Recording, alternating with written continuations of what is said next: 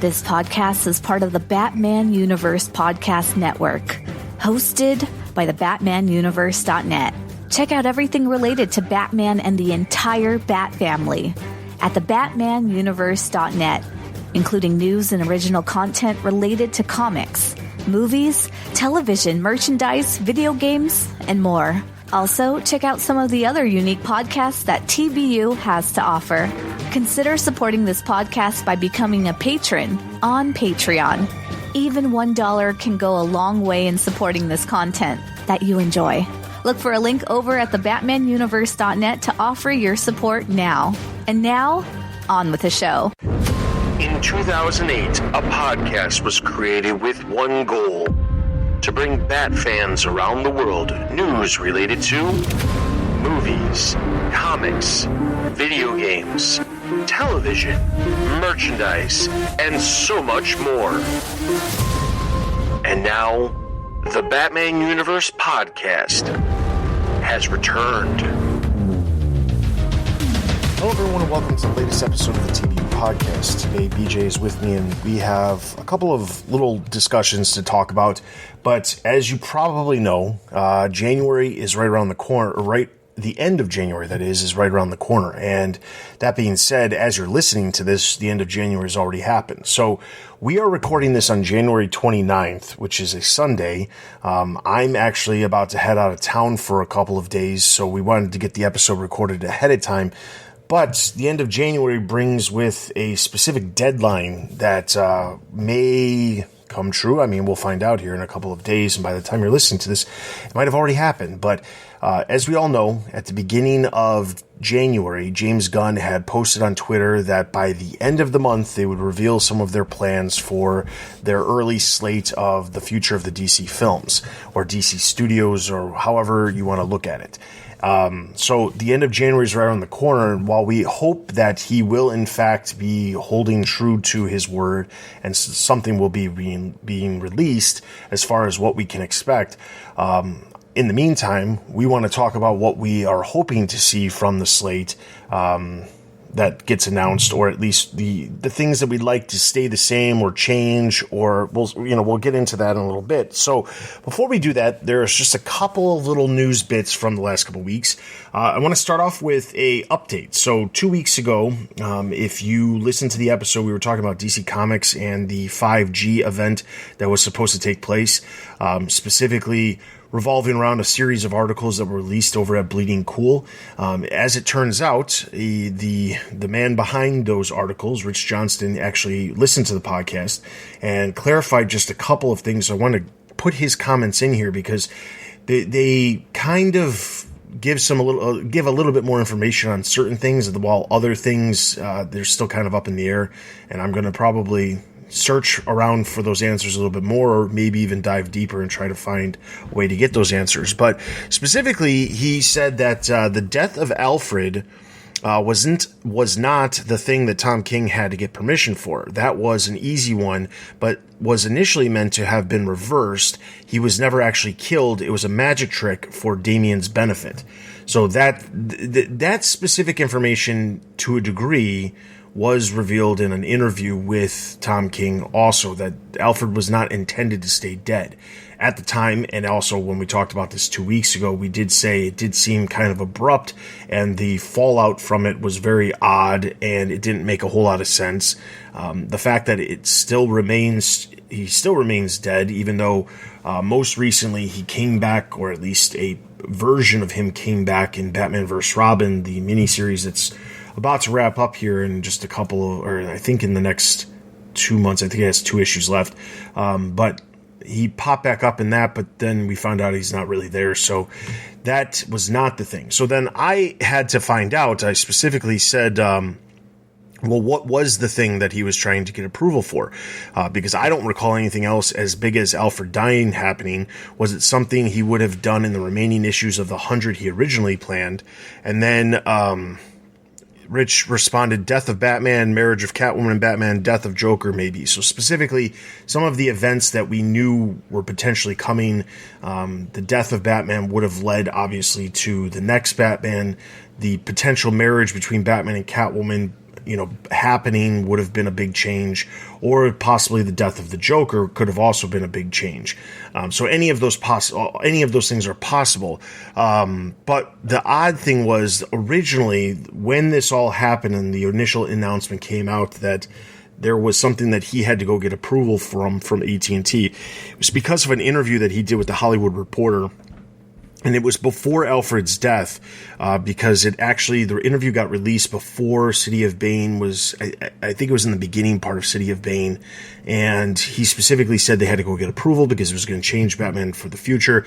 And I will say, regardless of whether it was the death of Batman or the marriage of Batman and Catwoman or the death of the Joker, none of those seem like something that could easily not be reversed in the future, where you'd have to go up the chain to actually get approved by the higher ups at the parent company.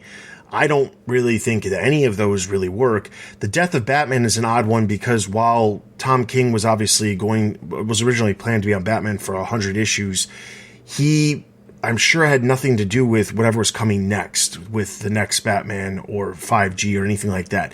So for him to have his entire, run on Batman end with him killing Batman and then conveniently setting up the next Batman seems a little odd. Yeah, that would have been strange to have this big moment if he does marry Batman and Catwoman and then just new writer comes in and kills them off the next issue. That would have been pretty strange and kind of a slap in the face to the readers, really, who were so invested. So, yeah, we will never really get the full story on what was going to happen with 5G and next Batman. But it is strange how we're hearing like little bits and pieces lately on the internet. And we're all speculating and piecing them together ourselves. Yeah, to a degree, it almost feels like we should try to aim our sights a little higher with some of our interviews that we do and try to get Tom Taylor to disclose what actually was the plan. I know Tom, not Tom Taylor. I don't know why I said Tom Taylor. I think I said Tom Taylor. I think they get earlier. mixed up all the time. I'm sure they do. Tom King. We should aim higher and try to get Tom King on to try to figure out what exactly the plan was and how it kind of changed, because it's not as if he left DC, like he originally planned on doing 100, and I know that there was some ha-has online at the time about, well, he did a couple of other issues, so it wasn't going to be 100, it was going to be 105 or something like that because of some of the other things that happened during his run. So, put all that aside, I'm just curious to know what actually was the plan, because if it was this, some sort of massive thing, it's very unlikely that he's going to come back and do whatever he planned. I know that there are writers who have like an idea that they weren't able to do, and they hold on to that idea with the hope that it could eventually happen. But I think that Tom King is secure enough with the other things that he's got going and the fact that he's still working within DC that he's probably under the great understanding that he's not going to be back on Batman, and he's not going to be doing any other Batman writing in the near future, at least. That's not to say he couldn't do a Black Label series or something like that, but it's very unlikely that he's going to be on the main continuity series again, because it's just not likely. That's not something we see very often, where a writer gets off after an extended long run and then ends up coming back after a long time. It's just, that's something that happened in the 90s and the early 2000s. It's not something that so much has happened over the last decade plus. Yeah, I wonder how much of the Batman Catwoman miniseries that he wrote, I wonder how much of that would have been more in the main title, and what he kind of had to like piece around because it was a miniseries. Yeah.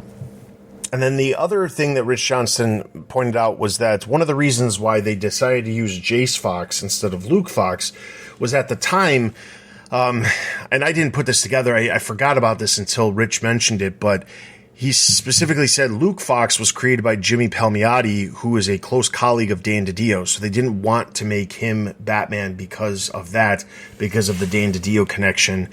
And that's why Luke Fox wasn't chosen. Now, it's interesting because at one point there was at least a plan for Luke Fox.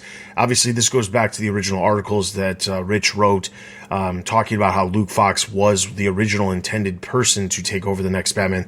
But even more specifically, just conveniently this past week, there was some designs that Mikel Janin, he released of Luke Fox's Batman that he did ages ago. And he specifically said, some designs I did for Luke Fox's Batman, they landed nowhere, but it was fun. And there's like 4 different concept arts of Luke Fox as Batman. So kind of a cool idea. I'll provide a link in the description so you guys can check out those concepts.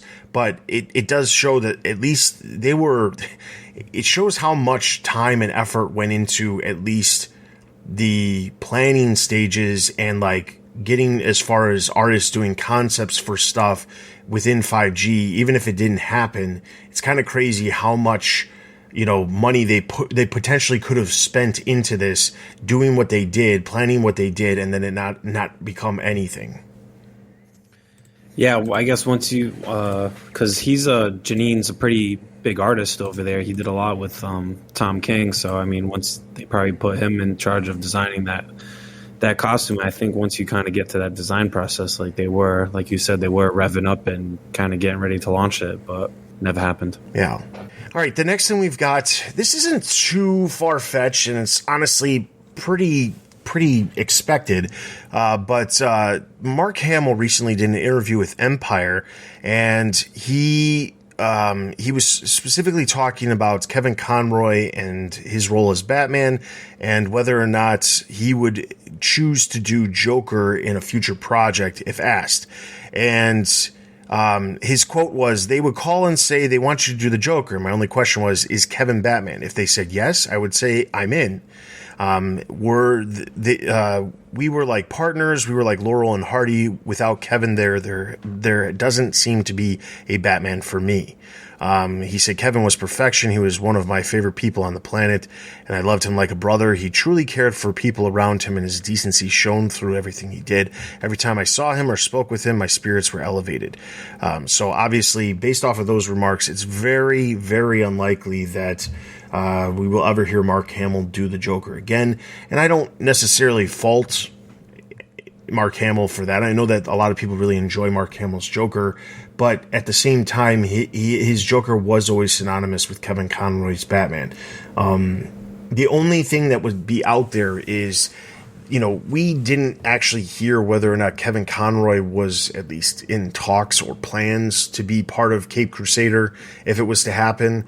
Obviously, those plans would have to change now that he has passed.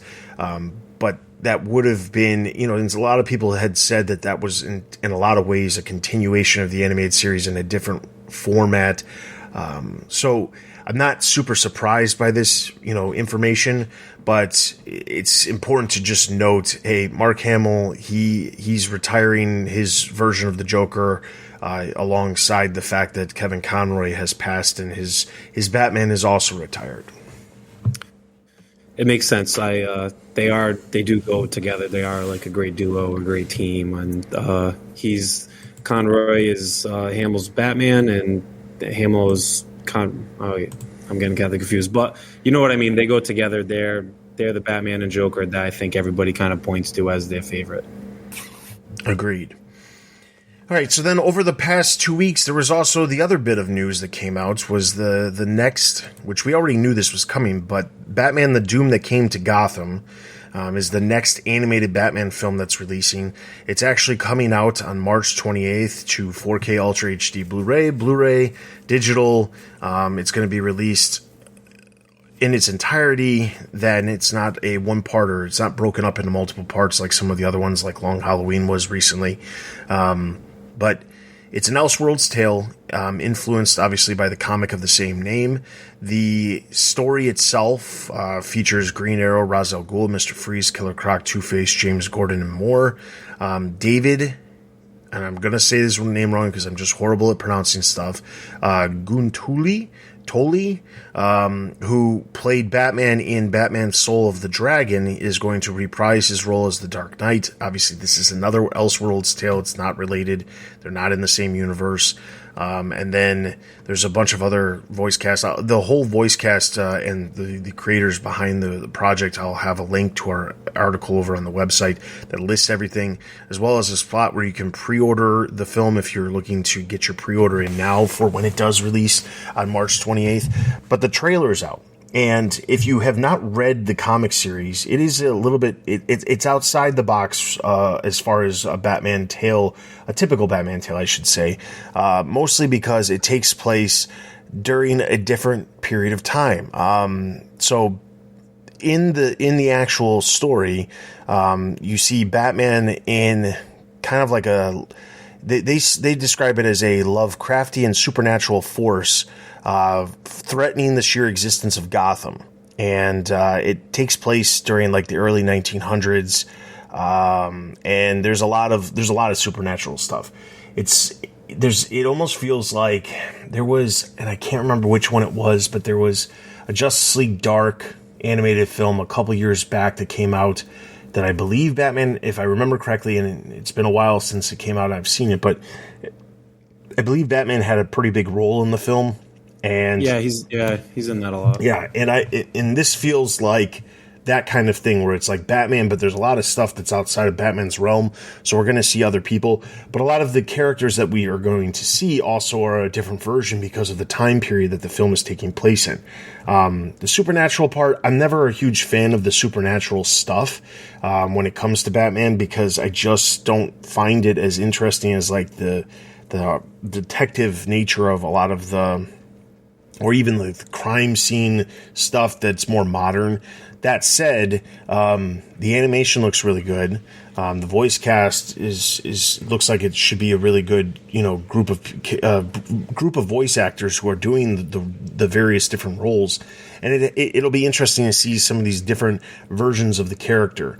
I know that leading up to it, we're going to have a review of the comic series over on the website to refresh people's minds for it. But what do you think? So I have never read the comic. I really didn't know it existed until I heard that this movie came out, and I thought it was like an original script. But then just reading about it, I heard that was based on a comic. So I was like, I'm gonna still have to find it. I saw that they're coming out with like a new edition of it just in time for the movie. So I'm sure they'll get my $25 when that comes out, along with me buying the movie as well. But yeah, it looks pretty cool. It looks like the costume kind of looks a bit like that Gotham by Gaslight, that like an old like Victorian age or whatever costume. And yeah, there's a lot of characters in it. There's like a Green Arrow's like a knight almost. I see Etrigan. I kind of like Etrigan. I like when he pops up in things. But I agree with you that the supernatural and the magic and the mysticism, that's a little outside, very outside Batman's territory. But it is always interesting to see Batman in a new element and get like a new story. So I am excited to read a new story, watch a new story with Batman than more than what we're used to with the street level grim and gritty stuff. Exactly. So while the supernatural stuff's not my cup of tea, I will definitely be checking the film out like all the other ones. And when the film does come out, because it is in fact a direct Batman film, we will be talking about it here on the podcast as well. So you can look forward to that in the future, as well as the review from BJ over on the site. So with that being said, that is all of our news stuff that came out over the past 2 weeks. Now we're going to jump over to Gunn Watch, because there's a couple of little things we're going to talk about. Specifically, the first one that we've got is that Jason Momoa had a meeting with James Gunn and Peter Safran at Warner Brothers, talking about the future of DC, and it seems as if, based off of his comments, it seems like the meetings that were taking place were specifically having to do with getting everybody on the same page, getting everybody to understand what exactly the plan is, before things actually go publicly. We know that from a couple of weeks ago, Matt Reeves had stated that he was having a meeting very soon with Peter Safran and James Gunn to figure out exactly what the plan was.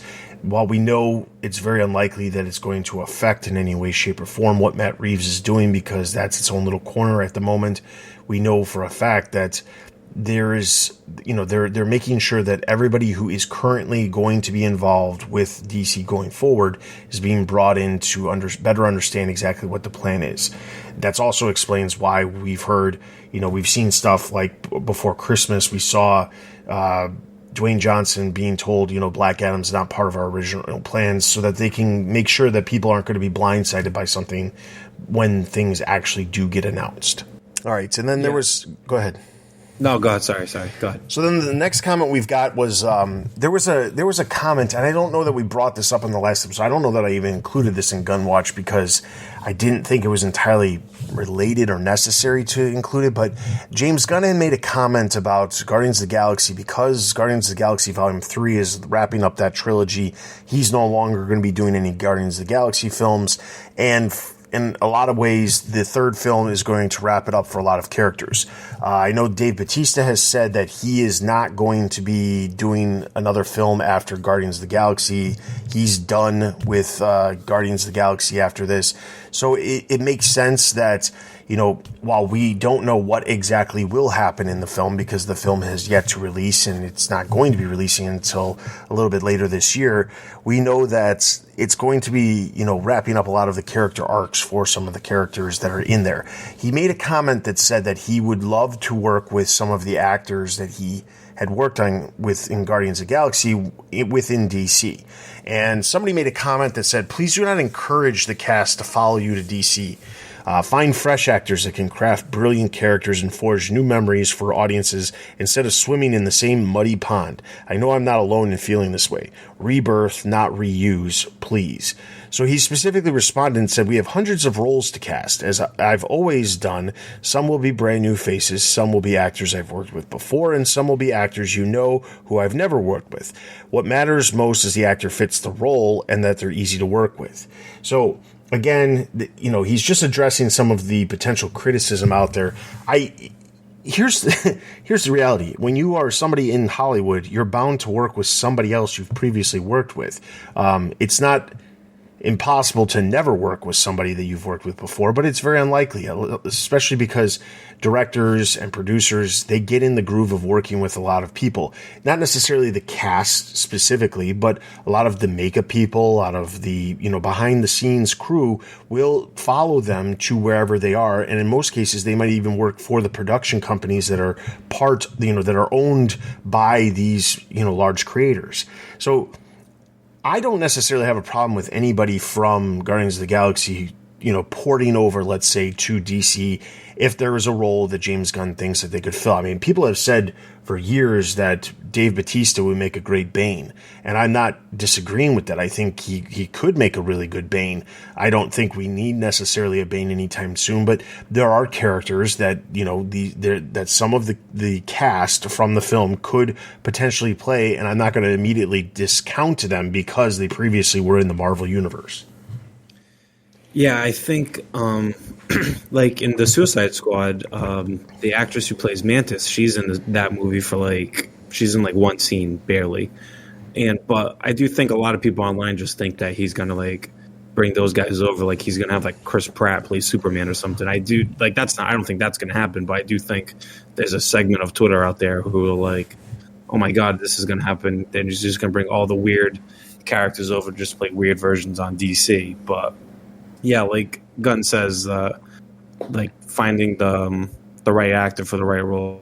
I trust him finding that, because I mean, look what he's done with the Guardians. Who knew any of those characters before he before he got his hands on them? Now everybody loves Groot and Rocket and Drax and all those characters. Yep. All right. So then the next comment we have, this isn't specific from James Gunn, but it definitely is going to be a bigger thing. There was a tweet that came out.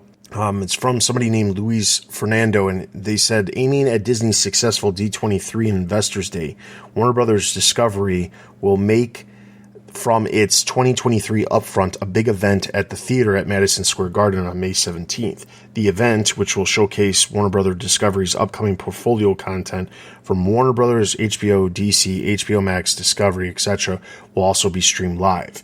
So there's two things there. One, if you're not familiar with D23 or Investors Day, in the past, Disney has not this last year, but in 2020 and 2021, Disney did something called Investors Day, or Disney Plus Day also was the other name for it, where they kind of like showed off some of the financials behind what they were doing with Disney Plus, their new projections, but they would also showcase and announce a lot of new content that was coming to the service. They would have, Kevin Feige from Marvel. They would have Kathleen Kennedy from Lucasfilm. They would have Pete Docter from Pixar, and so forth and so on. From all their different studios that they have, they would be showcasing different content that would be coming to the service, or be talking about content that was potentially coming to Hulu or ESPN Plus. But they would be hitting all their streaming services, and they made a big point to like showcase a lot of content. It was a big deal. There was a lot of buzz because they were announcing so much content at once. They didn't do it in 2022, but the D23 event is a annual, or it's every other year that they typically do it. It's a big event that they do for fans. It's a convention that they do where fans come celebrate everything Disney, but they also reveal some stuff. And this past year was the first one they've done since before COVID. And when they did it, they actually streamed the main parks panel that they had online. And when they streamed it, the entire panel was available for people to watch, which just means that people are more dialed into what's going on, because in the past they weren't live streaming this stuff. It was just exclusive for the people who were in the room. But in today's day and age, they get a sponsor to sponsor, and they can stream it on live, and then other people can watch it. And the sponsor, obviously gets, their little logo in the corner or whatever saying it was sponsored by them. But that's what happened at D23. Warner Brothers has done something like this when they were doing something for HBO Max years ago. Before HBO Max launched, they did an investor day. Peacock also did one, but they haven't really done anything since. And Warner Brothers Discovery really does need to figure out a way to get some excitement about their new version of the company, which by the time this event happens, it'll be over a year old. And while this specifically is not related to film, the upfronts typically is an event that has to do with TV series, shows that are coming to not only the streaming side of the business, but also all of the cable channels and other content that they have. It's a way for them to show off what they've got so that advertisers get excited and want to pay money to advertise on their shows. It's a huge thing, and this should be a really cool thing, because the fact that DC's mentioned, we know we've got the Penguin series coming. We know we've got Peacemaker season 2. There's other content that's DC related. We might hear news hopefully before then about Cape Crusader, but there's the possibility of showcasing content that is on streaming, even though there is no advertising around it, because that happens as well. And it could be a really big deal for the different content that we have yet to hear about when it comes to TV. They could be making some announcements about things that are happening, or at least at that point showing off some footage from some of the stuff that we already have been announced. So it should be really interesting to see. So you said that that's going to be streamed live, right? Like anybody could watch it? Yes. So that's the idea, is that it'll be able to be streamed live. Typically, the events, well, I can't say how long this event would be, but typically events in the past have ranged from like an hour and a half to like 2 hours. And there's just a slew of content that they showcase. Yeah, because I know the Disney one, like when they announced the Marvel, they just announce it, but you don't see they always show like special footage from something, yes, but you never see it. So I guess that's interesting how they are going to stream it live for anybody to watch. Yeah. All right. And then the last comment that we have, specifically, if it was announced also over the last 2 weeks that Doom Patrol and Titans are officially ending, there was somebody online that said it's because of James Gunn and Safran, and I don't necessarily agree with that comment. I didn't initially agree with that comment initially, as soon as it came out, because as soon as that comment released, it was like, oh yeah, this is because James Gunn and Peter Safran have decided to just, kill everything that existed prior to their tenure. And that's not true at all. They've already said that there's stuff that's going to keep happening. the successful things will continue on to a degree. I'm not saying Doom Patrol and Titans weren't successful, but I think the thing is, if they're going in a new direction, they need to be on the same page. And with the Flash ending, I'm hoping Gotham Knights just gets, that's the one series that I hope just gets, fails horribly, so they have no reason to bring it back. And then the only other one that's out there is going to be Superman and Lois. And who's to say that doesn't continue just because it falls in line with, let's try to make sure that everything's on the same page. We'll just see what happens. But outside of that, I mean, there's not much else out there, that's pre-existing. There's the animated Harley series, there's Young Justice. Those can continue to take place in their own little pockets of the DC universe, and I don't think that'll really make a difference. But James Gunn went on to say the decision to end the series was before us, but I certainly wish the best for the talented group of creators, actors, and the rest of the crew that produced both of those shows. He had nothing to do with it. The shows were going to get canceled anyway, and it was even funny, not funny, funny is the wrong word to use, but it was interesting because one of the creators, I can't remember for which one of the series, actually came out on Twitter and said, we knew this was going to happen. We wrote the series to have, to be ended instead of ending on a cliffhanger.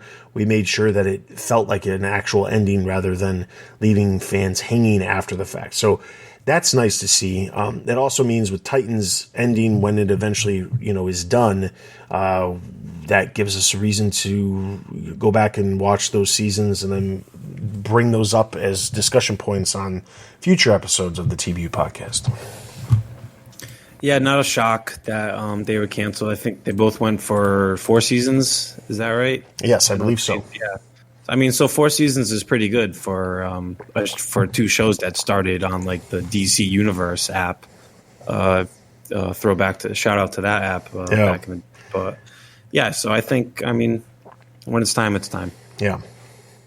All right, so then that is going to bring us to our main topic. Now, one of the things that the comment that I read earlier about the Guardians of the Galaxy cast being used, there was a follow-up question that someone posed to James Gunn that specifically said, is some of the slates still being announced this month? This was on January 21st, and he said yes. So as we record this, as I said, this is January 29th. Nothing has been announced up to this point, and we can assume that he's a man of his word because, again, he said it again just 8 days ago that something was going to be announced. So today we're going to talk about what we expect to be announced. To recap, we know we have Shazam coming out in March. We have Flash coming out in June. We have Aquaman coming out in December. We have, I know I'm forgetting one of them. Something else is coming out. I'm blanking on it too. Yeah, I think that's it. I think it's just those 3. Yeah. We have the Joker in 2024. We know that the Batman 2 is happening, but we don't have any dates. Outside of film, that is pretty much the only... Blue Beetle in August. Oh, yeah. We have that one, and then we also have, on the TV side of things, Peacemaker Season 2, and the Penguin series that ties into the Matt Reeves universe, and that's pretty much it. I'm not going to count the other shows that are pre-existing because the only ones that are still out there that exist would be Gotham Knights, which is yet to premiere, and then Superman and Lois, which is yet to premiere its next season as well. Outside of those 2, there's the animated Harley Quinn series and Young Justice. Young Justice, I don't believe it's been announced whether or not it would get its next season yet. That's kind of up in the air as far as I know. But that's it. We've got Cape Crusader kind of hovering somewhere out in the, abyss that has yet to be, announced where it's going. But that's all we have. We don't have anything else. And as we've talked about in previous episodes, because this isn't a topic that obviously we haven't talked about. We've been guessing as to what could happen for quite some time. But the big thing is with 2023 at the beginning happening right now, there's not a lot of time for them to come up with, there could be scripts. I mean, there's a high possibility that there could be scripts out there that could become films in a very short amount of time, where you could get maybe 1 or 2 films in 2024 outside of the Joker film. There's still plenty of time to get films put in for 2025, but you have to get the ball rolling, especially if you don't already have pre-existing plans for some of this stuff. The fact that James Gunn is putting together a Superman film, he's writing it, we know that is going to likely be one of the films that happens early on. But outside of that, we don't really know a whole lot else. So today, what we're specifically talking about is, what do we see the future being? And we're not specifically talking about, what's going to happen to the existing films that are releasing this year, what's going to happen with those characters going forward. I don't know that that's really necessarily going to be determined as part of the initial slate. I think what's going to happen is, if we see what they did at Marvel, where films can come out and it could be years, literally 4, 5, 6 years before we see some of those characters again, it's entirely possible that James Gunn could be taking that same approach. And if Shazam comes out and Shazam's successful, they can plug it in to a point in their slate if they want to. If it doesn't do very well, they can just say, okay, we're done with Shazam for the near future, and we can always come back to it later on. Aquaman, the first one, did very well in the box office, so you can assume that in some way, shape, or form, Aquaman 2 would be successful and then also continue on. We don't know what's going to happen with The Flash. Blue Beetle is a true mystery because we really don't know anything about that film. So the reality of it is, put aside the ones that we have coming out, and let's put aside the Batman universe stuff with Matt Reeves, because while we all want the Matt Reeves stuff to become bigger and better and amazing, more amazing, that's not, I don't think, going to be something that's going to be included as part of their slate, other than we've got this show that's tying into the second film, and the second film's coming out, and that's it. I don't know that they're really going to be announcing anything beyond that. So what would you like to see? We know we're going to likely get a Superman film, but what else would you like to see as part of the slate that it gets initially announced? Let's see. I have no brain for casting or anything like that, but Superman, obviously, I would like to see some Green Lantern stuff. I think it's time for that. But one thing I'm kind of looking for this new wave of DC films is to kind of base their movies kind of on some of the classic stories that from the comics. And Gunn, he's one of us. He's a big comic book reader. I'm sure his bookshelf is far bigger than any of ours, but he's a comic guy. I remember he read every Suicide Squad comic as he's writing his film. So I would like to see some type of live action adaptation of some of the classic stories that we've got in the comics, kind of like Marvel did with the Winter Soldier and Civil War and Infinity War, things like that. So I don't know what you think about that, but yeah, heroes wise, we don't know what's up with Wonder Woman, if Gal Gadot's still involved. So I can't picture Wonder Woman without her in it, to be honest. But yeah, I don't know. What are you thinking? So as far as it's hard to say, because I don't think that Gunn is going to go the same route as Marvel and try to establish the core characters and then bring them together for a Justice League. I just don't think that is likely to happen, at least for the immediate future. I think if anything, we need to, well, okay, I say that, but then I think to myself, well, to a degree, there was, individual films for a lot of the characters that led to an Avengers film, and then a lot of the characters kept getting more films. Iron Man had 3 films, Captain America had 4 films. There was multiple films for most of the characters. Thor had 4. There was a lot of movies that were each one of the characters got their own focus, and then they still did the combined Avengers films. But I don't think that makes a lot of sense, at least in the immediate future with DC. I feel establish these characters individually, not in a way where it's disconnected, but establish them so that they can have great stories being told about them. when you eventually bring them together, whether it be in a couple of years or whether it be in 8 years, it doesn't really make a difference. But we want these characters to like be in a really good position. The other thing that I really hope to happen, and this isn't going to be announced necessarily from the slate, but I really hope that we get over this idea that a single actor can only play a role.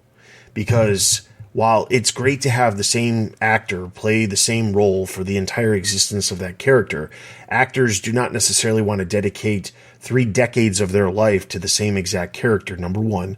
Number two, it's very difficult to continue to pay that actor who's not demanding, but can demand a lot more money to continue to play that role. It's very difficult to do that. So, there was a point in time when we had Batman films and they were switching Batman on a very regular basis. And I'm not saying that I want that to happen all the time, but I think that the idea of get rid of a character that's established as Iron Man or Captain America because the actor who plays that character can't be that character for either monetary reasons or personal reasons where they don't want to play the character anymore.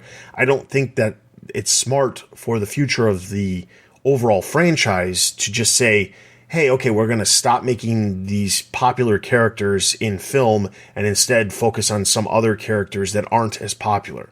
Now, I'm also not saying don't focus on the small characters, because I think for a very long time, Marvel really wasn't doing a great job of focusing on, let's say, their C-list, D-list tier of characters that they had, other than Guardians of the Galaxy, which I think a lot of people just were surprised by how James Gunn took those nobodies and made them into something that was a successful franchise. But I don't want to go the route of like, let's cast Superman and it can only be this one actor. And if it's not this one actor, then we have to start back at square one, because I feel like that's been overdone too much within Marvel.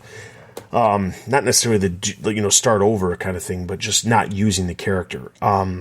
But again, that's not part of the slate. It's just something I hope for. But Green Lantern is something that I really hope can be done well.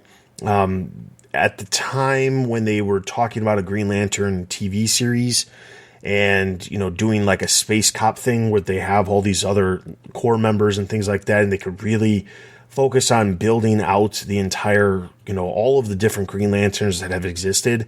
I really like that idea, and I think a TV show does make the most sense for something like that, because I think it's too big of a property to just compact into just a film. It's not to say you couldn't do a film that focuses on somebody, or do a film that focuses on maybe the origin of Green Lantern, but then, run it into a TV series where you can, expand it even further. So I'd like to see something with Green Lantern.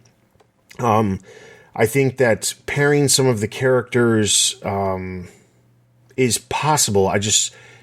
Okay, so I saw something online that said, wouldn't it be cool if they did a Green Arrow and Black Canary series, or something like that? And I thought that's not a bad idea, because while the Arrow series had Black Canary in it, it really didn't work the same way as their relationship in the comics. There was like 4 Black Canaries in there. Yeah, it was a different version, and it was a different thing. And I liked Arrow for the most part. I didn't have any huge issues with it when it was on. But it's also been done for a while. So why not do something else? Have, the Arrow that was in, or the Green Arrow that was in Arrow was very much the tortured soul that wanted to be Batman but couldn't be Batman. I hate to say it. That's true. That's true.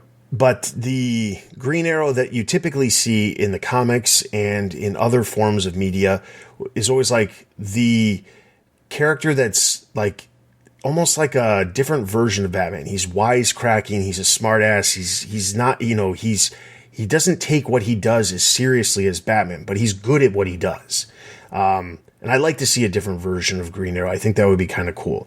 I do want Superman to get a really good story to be told, and to not just be yet another origin story. And the perfect example I can give. That's one thing. I'm like, I don't want to see Krypton blown up. Kind of like we don't want to see the Waynes murdered anymore. Yep. Like we know that deal. Uncle Ben, we know he's dead. We know the Waynes are dead. We know Krypton blew up.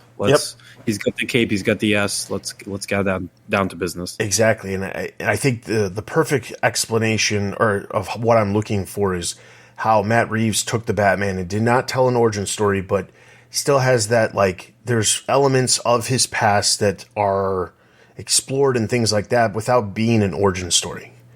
That's what I want to see for Superman. I don't, like, if he wants to talk about his past, or he goes to the Fortress of Solitude and Jor-El in the hologram form is there talking or whatever, and they talk about something, that's fine. But I just don't want to see, 30 minutes of a film talking about how, Krypton could have been saved if it wasn't for the people in power not believing Jor-El and blah, blah, blah.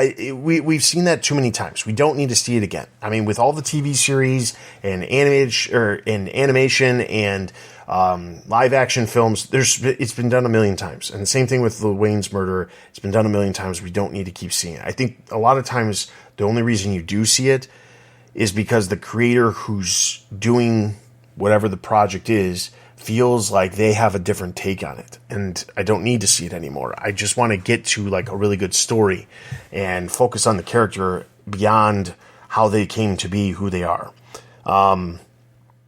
So that's what I want to see. As far as Wonder Woman, it's an interesting situation with Wonder Woman because I think Gal Gadot does a great job of like embodying who Wonder Woman is. And I think even though Wonder Woman 1984 was not good in my opinion, I think that she is, the quintessential Wonder Woman. I think it would be very difficult to recast her, and people accept that. But if they decided to do it and they decided to go in a different direction, I mean, I'm fine with that. I do think it would make a lot more sense, at least in my mind, to do something with Wonder Woman where it's not necessarily a time period piece or something like that, where, she can have her own story or her own adventure that takes place without it being like somehow contained. Like the first Wonder Woman film was great for what it was during World War I. The second one, ignore it, but the if you were to do another one with Gal Gadot, and technically it would be Wonder Woman 3 if it was Gal Gadot, I think it would be entirely possible to do something where she comes to the present day and just take a different spin on what she is. I don't know a lot of Wonder Woman. I've never interacted with a lot of Wonder Woman comics to know some of the other things that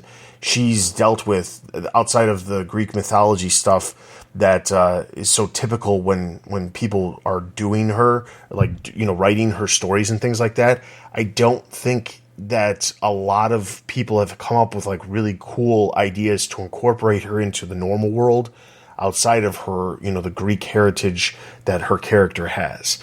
So that's my only concern with her, but I do think that it's important for her to be up there, or at the very least other female characters, because I like the idea of there being a diverse group of characters. I like the idea of there being female characters. We don't want to make the exact same mistakes that Marvel made, where it's a bunch of guy characters that are focused on for such a long period of time.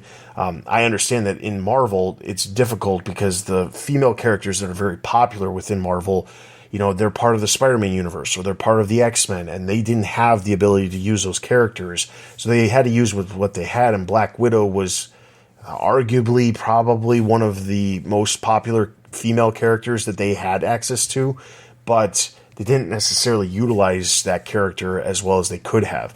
DC has plenty of characters, but I also feel like the other thing I really would think is important is that we see some of the villains get more focus, because there's a lot of villains within the DC universe that in a lot of ways are a lot more popular than some of the Marvel characters that exist. And I think that boiling down a villain to a single movie to have a one and done kind of like is not a great idea when it comes to exploring the possibilities of some of these characters. Yeah, speaking of villains, tying that in, I would like to see Brainiac. Give us a Superman versus Brainiac movie. I think that's kind of... We've never seen Brainiac. We've seen Superman versus, Zod. A million times. A million times. Superman versus Lex a million times. Nuclear Man. We don't want that. Let's give us a real Bizarro or a real good Brainiac. I think that would be a good kind of kickoff movie for Superman. One of the other things that I would like to see is, and I know this has already been said, but the Elseworlds stuff. If you're going to potentially take different aspects of the DC universe and try to do something with it, do it.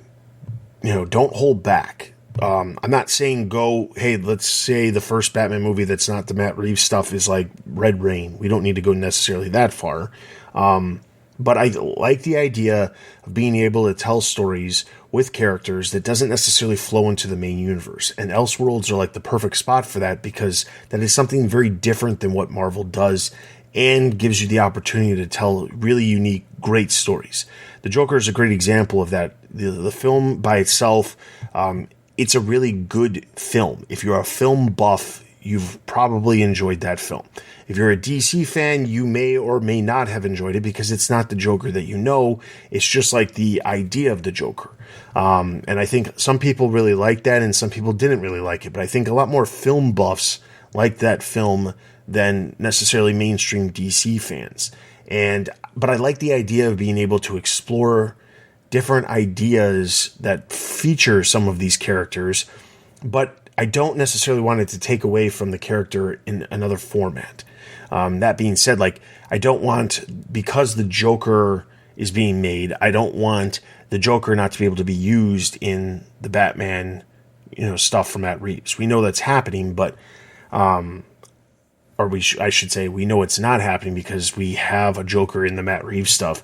But I think it's important to be able to explore these different ideas. I think a lot of times people assume that the audiences cannot decipher that there could be more than one version of something out there. And I don't think that's true. Animation stuff that comes out is a perfect example of how, the audiences aren't idiots. And just because it is animated doesn't mean that they can't decipher live action from a different live action version of the same character. So, I really want the Elseworlds stuff to be utilized. And if not, then really decide fundamentally to use the DC universe, the multiverse of 52 worlds, and start assigning different things to certain universes, because that would be super cool too. That would make it also like potentially the answer to a lot of different problems when it comes to like casting different actors or things like that, or doing different types of stories, or focusing on individual characters more so. Like the Batman stuff could be taking place on a specific Earth, while the DC Universe stuff that we see with the Trinity coming together takes place on a different universe. I think that would be the best way to do that, and still be able to do exactly what you want to do, which is tell stories of these characters together, but also tell the stories of some of the characters separately. Yeah, I think it's going to be, I'll be refreshing Twitter these next couple of days, because I think, like you said, we're expecting something in these next few days at the end of January. But I will say, like, I'm not going to be disappointed if we don't get like a million things announced. I am going to take one thing at a time. I'm not going to be all mad online if I don't get like you said, we don't get like a lot of Elseworlds announced. I'm not expecting that off the bat, but true. Yeah, I'm over here talking about Brainiac and Bizarro off the bat, but I will say, like, I would like that, like, to give us one good solid announcement, and then we'll go from there. All right. So with that, we're going to wrap up. I don't want to spend too much time talking about what could be or what couldn't be, because obviously once we get an announcement, we will be discussing more. As I said earlier, it's very likely, based off of the continued comments from James Gunn, that literally within maybe 12 hours of us recording this, something could get announced. But if that happens, we won't have an update to this. I'll have a tag at the very end of the episode if there is, just telling everybody that there was.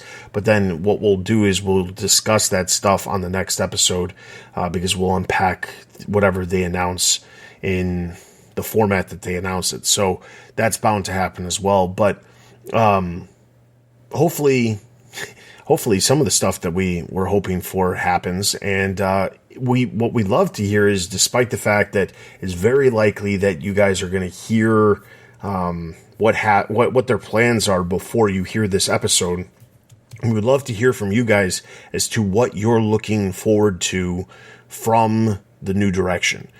What characters are you hoping to have pop up in the new slate of films? What characters are you hoping, end up with a TV series or end up with a film or end up in animation? Is there something that you're specifically looking forward to or hoping for the future of DC Studios with James Gunn and Peter Safran at the head for at least the next couple of years? So we'd love to hear from you guys. Send us an email, tbu@thebatmanuniverse.net. Leave your comments in the bottom of the podcast episode because we will go over those in the next episode. And like I said earlier, let us know what you think of the announcement. If the announcement does in fact happen, let us know what your reactions are, because we'll be talking about that on the next episode if that is the case. So Dustin here.